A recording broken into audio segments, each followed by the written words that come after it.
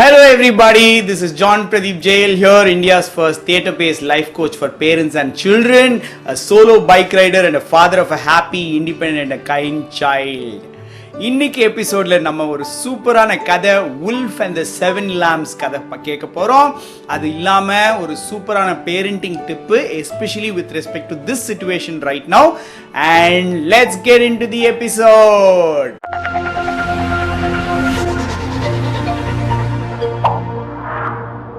First செக்மெண்ட்ல நம்ம நேத்து நான் கேட்ட கேள்விக்கு குட்டீஸ் என்ன பதில் சொல்லியிருக்காங்க அப்படின்னு நம்ம இன்னைக்கு கேட்போம். நேத்து என்ன கேள்வி கேட்டிருந்தேன்னா, உங்களுக்கு யாராவது ஒரு பொய்யான இன்ஃபர்மேஷன் கொடுத்து அதை நீங்க உண்மைன்னு நம்பி நிறைய பயந்துகிட்டு ஏதாவது இருக்கீங்களா? அப்படின்னா அது என்ன இன்ஃபர்மேஷன், இதுக்கப்புறம் நீங்க அதை சொன்னதுக்கு அப்புறம் அதை பத்தி நீங்க பயப்படாதீங்க அப்படின்னு நான் சொல்லியிருந்தேன். இப்போ அந்த ஆடியோஸ் எல்லாம் போட போறேன், கேளுங்க. என்னோட வேன் டிரைவர் ஒரு நாள் புலி வளர்க்குறேன்னு சொன்னாரு. அதை நான் நிஜம்னு நம்பிட்டு இருக்கேன். சொன்ன ஸ்டோரி நல்லா இருந்துச்சு. இன்னைக்கு சொன்ன கொஸ்டினுக்கு நான் ஆன்சர் சொல்றேன். நான் எங்க அம்மா சொன்னாங்க, கருப்பு எறும்பு கடிக்காது, ஆனா சிவப்பு எறும்பு கடிக்கும்னு. ஆனா கருப்பு எறும்பு கடிக்கும். Uncle, my answer is my dad said cockroach can bite, but cockroach cannot bite. நான் காக்ரோச்சஸை பார்த்து பயப்படுவேன். ஏன்னா எங்க அம்மா அதை கடிக்கும்னு சொன்னாங்க. அதனால அதை பார்த்தாலே பயந்து போயிடுவேன். சூப்பர்ல, நமக்கு நிறைய பெரியவங்க நிறைய விஷயங்களை சொல்றாங்க. அதெல்லாம் நம்ம வளரதான் சிலதெல்லாம் தப்புன்னு தெரியும், சிலது சரின்னு தெரியும். ஆனா நம்ம சரியா தப்பா அப்படின்னு சொல்லி அலசி ஆராய்ஞ்சிட்டு உண்மையிலே அப்படி இருக்குமா அப்படின்னு நம்ம மற்ற பெரியவங்ககிட்டயும் கேட்கணும். இல்ல நம்ம சொல்றது எல்லாத்தையும் அப்படியே நம்பிட்டு இருக்க வேண்டியதும் இல்ல. மற்றவங்க கிட்ட போய் இந்த மாதிரி அந்த அங்கிள் சொன்னாங்க, இந்த மாதிரி இந்த ஆண்டி சொன்னாங்க, அது உண்மையா அப்படின்னு நீங்க கேட்கலாம். கரெக்டா? சூப்பர் பேரண்டிங் டிப்குள்ள போகலாம். பேரண்டிங் டிப் முடிச்ச உடனே அப்பா அம்மா உங்கள்கிட்ட லேப்டாப்பையோ போனையோ கொண்டு வந்து உங்க கையில தருவாங்க.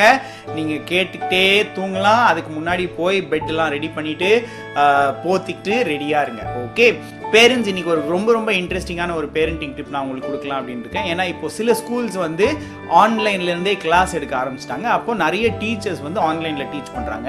அது பண்ணும்போது நம்ம பேரண்ட்ஸ் பக்கத்தில் உட்காந்துட்டு, என்ன இந்த டீச்சர் இவ்வளோ மோசமா டீச் பண்றாங்க, ஏன் இவ்வளோ மோசமா இருக்காங்க அப்படின்னு சொல்லி நிறைய கம்ப்ளைண்ட்ஸ் ஸ்கூல்ஸ்க்கு வர்றதை நான் கேள்விப்படுறேன்.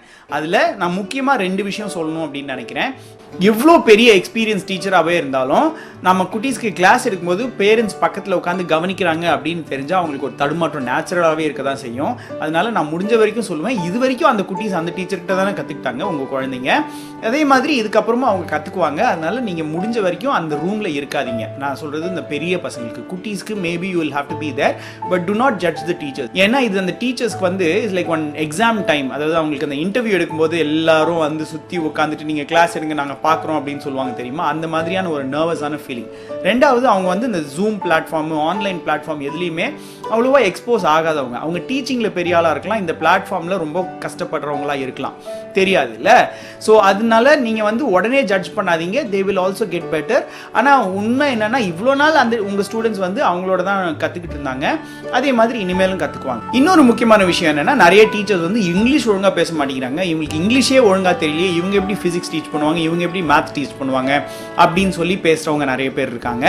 ஆனா நான் சொல்றேன், நான் ஒரு சூப்பரான ஒரு ஸ்கூல்ல இருந்து வரேன். அதில் we had amazing teachers who didn't know English at all. அவங்க ரொம்ப கஷ்டப்படுவாங்க இங்கிலீஷில் டீச் பண்ணுறதுக்காக.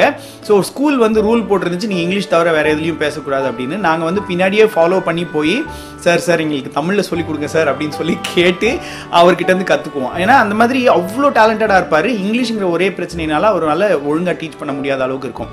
நீங்கள் இந்த ஐஐடி ஐஏஎம்க்கெல்லாம் ட்ரெயின் பண்ணுற இடத்துக்குலாம் போனீங்கன்னா அவங்களுக்கு சுத்தமாக இங்கிலீஷ் தெரியாது, டெக்னிக்கல் நாலேஜ் அவ்வளோ நல்லாயிருக்கும். அப்போ நீங்கள் ஃபிசிக்ஸ் டீச்சர்கிட்ட நீங்கள் இங்கிலீஷ் கற்றுக்கணும்னு நினைக்கிறீங்களா, இல்லை ஃபிசிக்ஸ் டீச்சர் ஃபிசிக்ஸே டீச் பண்ணலாம் அப்படின்னு நீங்கள் நினைக்கிறீங்களா? This is something you need to think about. Okay, so அதாவது அவங்களுக்கு லாங்குவேஜ் ஸ்கில் இல்லைனாலும் அவங்களுக்கு கோர் ஃபீல்டில் ஸ்கில் நல்லா இருக்கும். அதனால நீங்கள் ஜட்ஜ் பண்ணாதீங்க.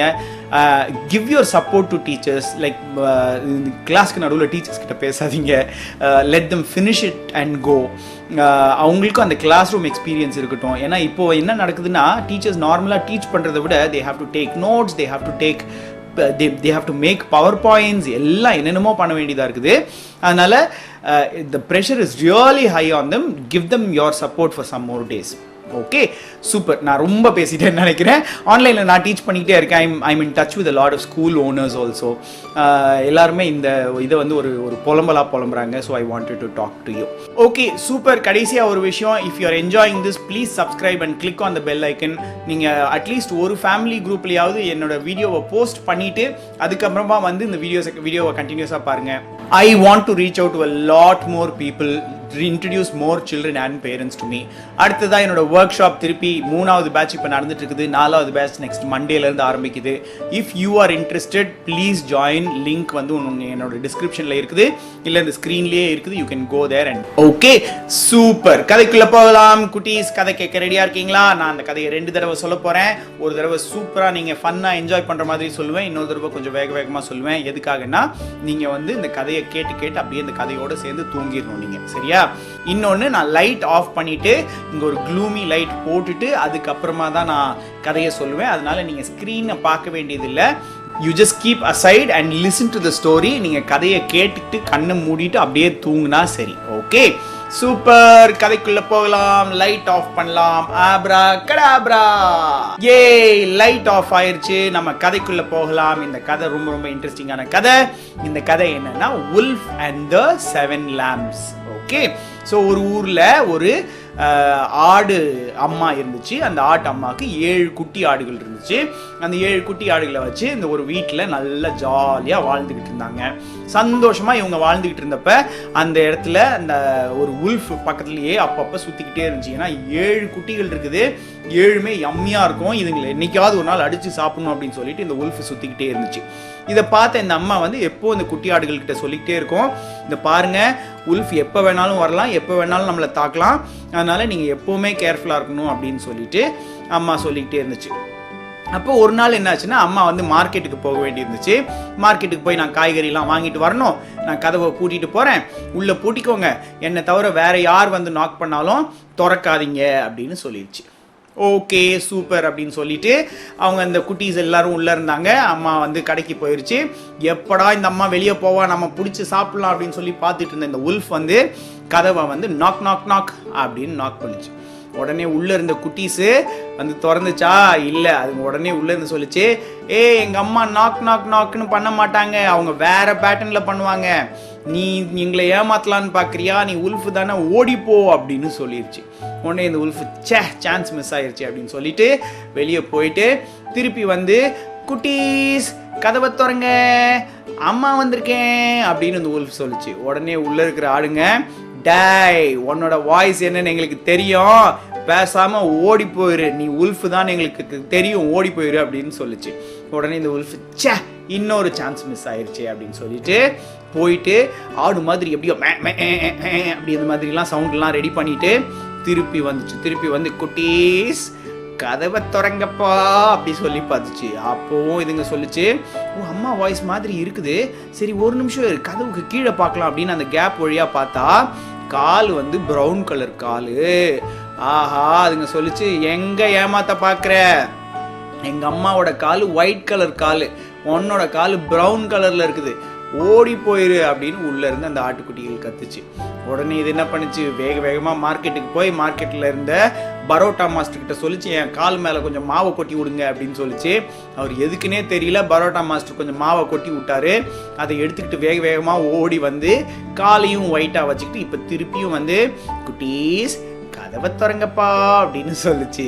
உடனே இந்த குட்டீஸு காலை பார்த்துச்சு, கரெக்டாக இருக்குது, வாய்ஸு கரெக்டாக இருக்குது, இப்போ கதவை திறக்கலாம் அப்படின்னு சொல்லிட்டு கதவை திறந்துட்டாங்க. திறந்த உடனே இந்த ஆட்டுக்குட்டிகள்லாம் லெஃப்ட் அண்ட் ரைட் எல்லா இடத்துக்கும் ஓடிக்கிட்டே இருந்துச்சுங்களா. என்ன பண்ணுறதுனே தெரியல, எல்லாம் மாற்றி ஓடிச்சுங்க.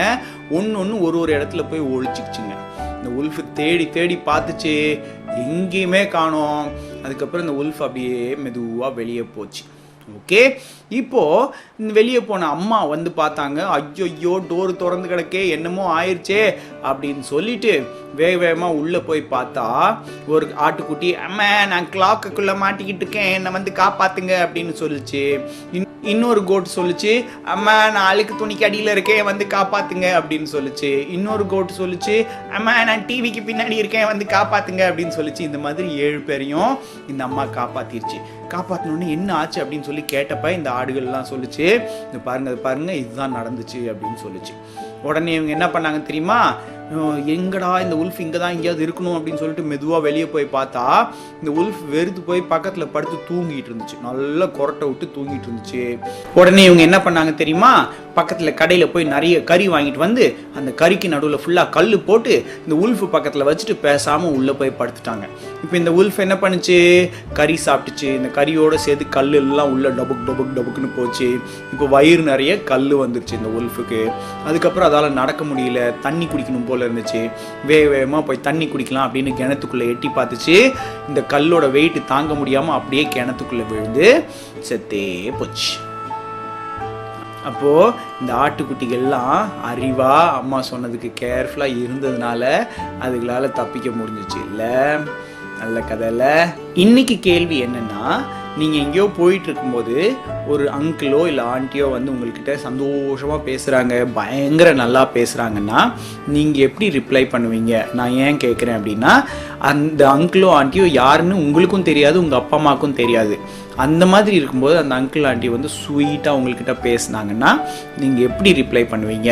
இதுக்கு உங்களுக்கு இப்போ பதில் தெரியாமல் இருக்கலாம், ஆனால் உங்கள் பேரண்ட்ஸ் கிட்ட கேட்டுட்டு எனக்கு உங்களோட ஆன்சரை 9943474347ங்கிற நம்பருக்கு நீங்கள் வாட்ஸ்அப்பில் வாய்ஸ் நோட்டாவோ வீடியோவாவோ டெக்ஸ்ட் மெசேஜாவோ நீங்கள் அனுப்பலாம். ஓகே, அதாவது ஒரு ஸ்ட்ரேஞ்சர் அங்கிள் நீங்கள் பார்த்தீங்கன்னா அவங்க வந்து உங்கள்கிட்ட ரொம்ப ஸ்வீட்டாக பேசுனாங்கன்னா அவங்கள வந்து உங்கள் அப்பா அம்மாவுக்கு ஃப்ரெண்டு இல்லை, உங்களுக்கும் ஃப்ரெண்டு இல்லை, யாருன்னே தெரியாதுன்னா நீங்கள் என்ன பண்ணுவீங்க? ஓகே, சரி, இனி கண்ணை மூடிட்டு கேளுங்க, நான் கதையை ஃபுல்லாக சொல்ல போகிறேன். சரியா? ஒரு ஊரில் ஒரு அம்மா ஆடும் 7 குட்டி ஆடுகளும் இருந்துச்சான். அது பக்கத்துலேயே ஒரு உல்ஃப் அப்பப்போ சுற்றிக்கிட்டே இருந்துச்சான். அதனால இதுங்க கேர்ஃபுல்லாக இருக்கணும் அப்படின்னு முடிவு பண்ணியிருந்தாங்களாம். அப்போது ஒரு நாள் அம்மா மார்க்கெட்டுக்கு போனப்போ குட்டீஸ்கிட்ட கேர்ஃபுல்லாக இருங்க அப்படின்னு சொல்லிட்டு மார்க்கெட்டுக்கு போயிட்டாங்களாம். அப்போ இந்த குட்டீஸ் இருக்கும்போது உல்ஃப் வந்து நாக்னு பண்ணிச்சான். அப்போ இந்த குட்டீஸ்லாம் சொல்லிச்சான், எங்கள் அம்மா இப்படி நாக் பண்ண மாட்டாங்களே அப்படின்னு சொல்லிச்சான். உடனே இந்த உல்ஃப் போயிட்டு சரி சத்தம் போட்டு கூப்பிடலாம் அப்படின்னு சொல்லிட்டு, குட்டிகளா அம்மா வந்திருக்கேன்ப்பா அப்படின்னு சொல்லிச்சான். நாங்கள் நம்ப மாட்டோம், எங்கள் அம்மா குரல் இப்படி இருக்காது அப்படின்னு இந்த குட்டிகள் சொல்லி அனுப்பிச்சி வச்சுச்சான். அடுத்தது அம்மா குரல் மாதிரியே மாற்றி பேசலாம் அப்படின்னு சொல்லிட்டு, குட்டிகளா அம்மா வந்திருக்கேன்ப்பா அப்படின்னு அதுங்க சொன்ன உடனே இதுங்க வந்து டோருக்கு கீழே பார்த்துட்டு, உன்னோட கால் ப்ரௌன் கலரில் இருக்குது, எங்கள் அம்மாவோட கால் ஒயிட் கலரில் இருக்கும் அப்படின்னு சொல்லி துரத்தி விட்டாங்களாம். அதுக்கப்புறம் இது போய் கால் ஃபுல்லாக மாவு போட்டுட்டு வெள்ளை கலர் காலோடு வந்து அம்மா மாதிரி வாய்ஸில் பேசினப்ப அந்த குட்டிகள்லாம் திறந்துச்சான். ஆனால் இது வேகமாக உள்ளே ஓடி போய் பிடிக்கிறதுக்குள்ளே இந்த குட்டிகள்லாம் வேகமாக அதுக்குன்னு வச்சுருந்த வீட்டுக்குள்ளே இருந்த ஒளிகிற இடத்துல ஒழிஞ்சிக்கிட்டாங்களாம். உல்ஃபால் கண்டுபிடிக்கவே முடியல, உல்ஃப் ஏமாந்து வெளியே போயிடுச்சு. அம்மா வந்தாங்க, அம்மா கிட்ட எல்லாரும் சொன்னாங்க இந்த மாதிரிலாம் நடந்துச்சுன்னு. உடனே இவங்க உல்ஃபை தேடி போனாங்க. உல்ஃப் பக்கத்தில் கார்டனில் பயங்கரமாக அசந்து தூங்கிட்டு இருந்துச்சான். அது பக்கத்தில் இவங்க என்ன பண்ணாங்க, கொஞ்சம் கறி எடுத்து வச்சு அந்த கறியோட கல் மிக்ஸ் பண்ணி வச்சுட்டாங்க. அந்த உல்ஃப் கறியோடு சேர்த்து கல்லையும் சாப்பிட்டுச்சு, வயிறு நிறைய கல் வந்துருச்சு. அதுக்கப்புறம் இதுக்கு தண்ணி தாகம் எடுத்துச்சு, கிணறுக்கிட்ட போச்சு. அங்கே போனப்ப அது வயிறு வெயிட் தாங்க முடியாமல் கிணத்துக்குள்ளே ஸ்லிப்பாகி விழுந்து செத்தே போயிடுச்சு. அதுக்கப்புறமும் இந்த ஆட்டு அம்மாவும் அதோட குட்டிகள் எல்லாரும் ரொம்ப ரொம்ப சந்தோஷமாக இருந்தாங்க. அப்படியே தூங்கலாமா? ஓகே, எல்லாருக்கும் குட் நைட் சொல்லுங்கள். குட் நைட் அப்பா, குட் நைட் அம்மா, குட் நைட் குட்டி தம்பி, குட் நைட் குட்டி பாப்பா. Sweet dreams, take care.